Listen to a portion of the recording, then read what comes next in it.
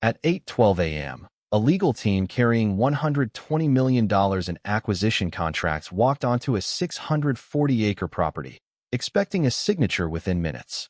The land had already been appraised, surveyed, and cleared for an industrial expansion project with penalties of $85,000 per day for delays. Every adjacent owner had signed. Heavy equipment was already scheduled. Financing was locked. The company's attorneys presented a 47-page agreement, backed by engineers, surveyors, and county approvals. Everything indicated the land was legally transferable. The timeline allowed no resistance.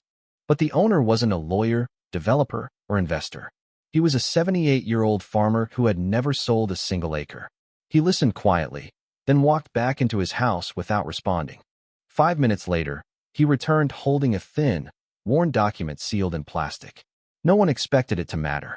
It was a contract dated 1971.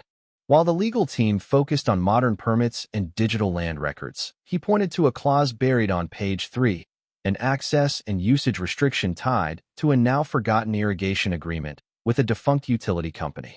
The clause legally bound the land to a specific water channel route that still existed underground. If disturbed, it triggered federal environmental review and automatic project suspension. The engineers had never scanned for it. The surveyors had ignored it. The company never checked pre-1980 filings. Within hours, construction halted. Within days, attorneys confirmed the clause was still enforceable.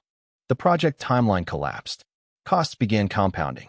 And the man they thought was uneducated had just controlled a $120 million decision with a 53-year-old piece of paper. Because systems rely on current data,